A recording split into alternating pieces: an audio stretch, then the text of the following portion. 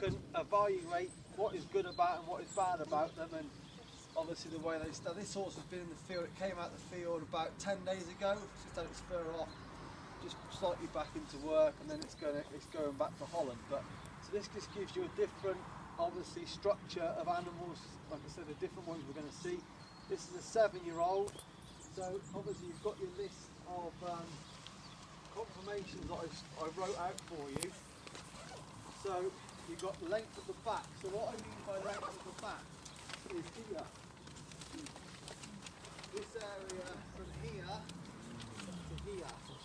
Okay, so if you've got a horse long in the back there, that gives us very, very difficult for them then to get engaged behind. The length of the back is this area here, and also what is under here is where all your soft balls live, i.e. like the kidneys and the liver, all under there.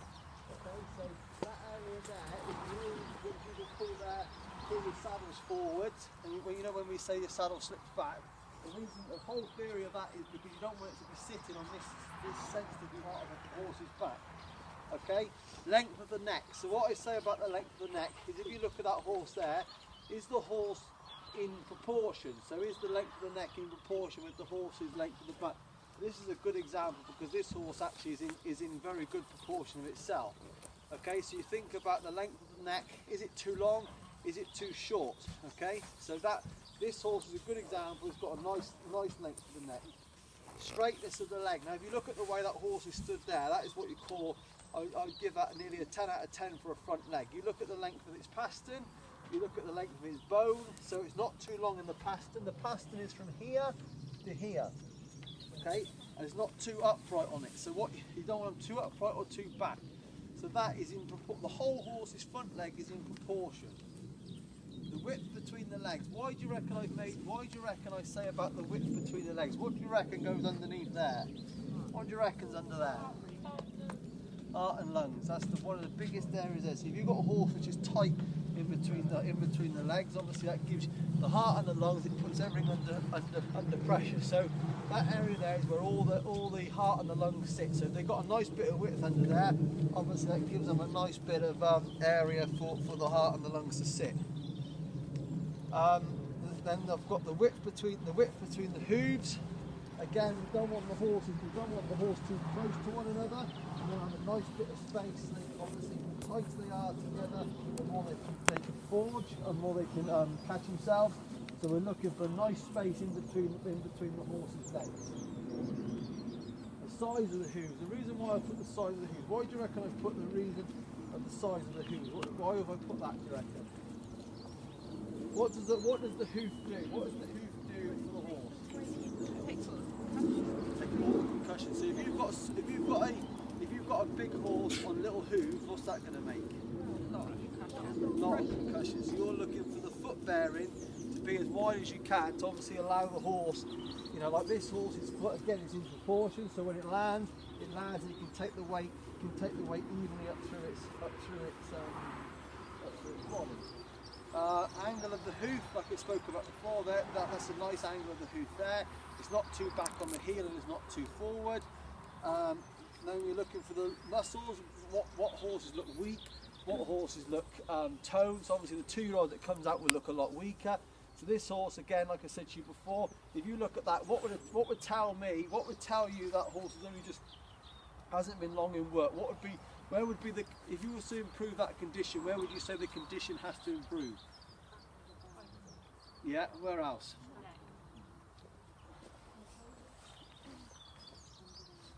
Yeah? So when you get a horse fit, what it does, it comes up in its guts. So then it's just the body weight sits just underneath its rib cage then. So the horse will suck its guts up, and that's when you know when your horse is getting fitter. Okay, when they're unfit, if you notice she's dropped in the belly there. So she's looking. So we've got to get her to start to tighten up. And once she starts to tighten up, she will then ribs will then start to come. The guts will start to come up into her rib cage. Movement. We've got straightness, length of stride, head carriage when ridden. Okay. So the reason I put head carriage when ridden is what you want to do is when she walks, you want to see how she walks. Does she walk that she's doing that, or does she walk that she's doing this? Okay. So if we just step back a little bit and we'll just give her a little walk. So if you just walk up and walk back, Charles, and see if she can do this. And also when you get someone to lead a horse, another one to hang on to its head, like she's doing now. I know she's been an absolute pass, which I thought she might be.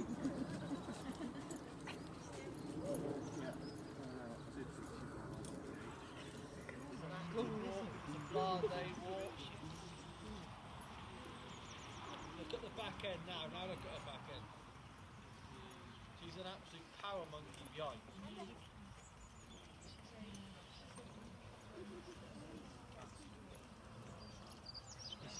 Is she uptight in her guts, or is she dropped in her guts? She's dropped in her guts. Walk again, Charles. So look at the way her foot falls. When she puts her foot down, does she take a forward active stride, or does she put her foot down and just quietly bring her head back? That's a good walk there. You see how she's lowering her neck? And that's the way that mare's going to have to learn to work. Because she's short in the neck, she's got to learn to work like that to take that neck away from you. Otherwise, her natural way is to go a little bit like this. If she ends up doing that, what that does, it makes it all tight through the whole of its spine, which then makes the whole canter and everything a lot shorter. So this mare is going to have to learn to lower her neck like that and stretch. So the weakest point of this horse would be in the neck. If you were to evaluate this, the weakest point is in its neck. Yeah.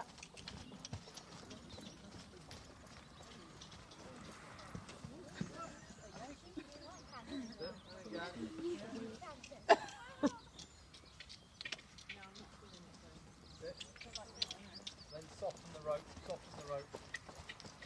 All we've got to get them to soften the rope. If you notice that mare now, she's looking at Charles and pulling back on the rope, so you can't see what foot force she's got because she's pulling back at the runner. You've got to get that they will soften and go. Sit now, soften.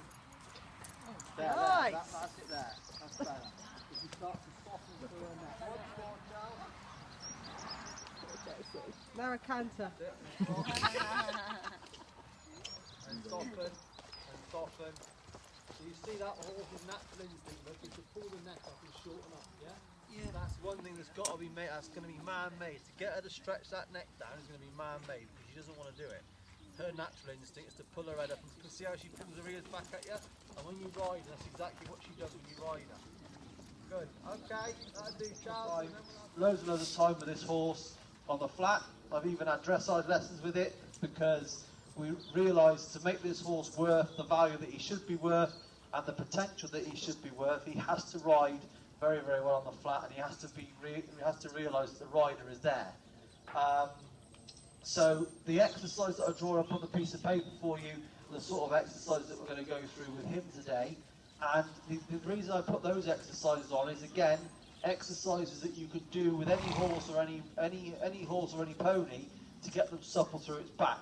So the reason this horse jumps in quite a stiff manner is because it gets stiff through its back. So what I said to you earlier on about doing the lunging, the leg heel, even though this horse does leg heel in a bad manner, the reason why I've done the leg heel with this horse is purely because to get the tightness out of the horse in the bridle and realise that the horse can bend through itself.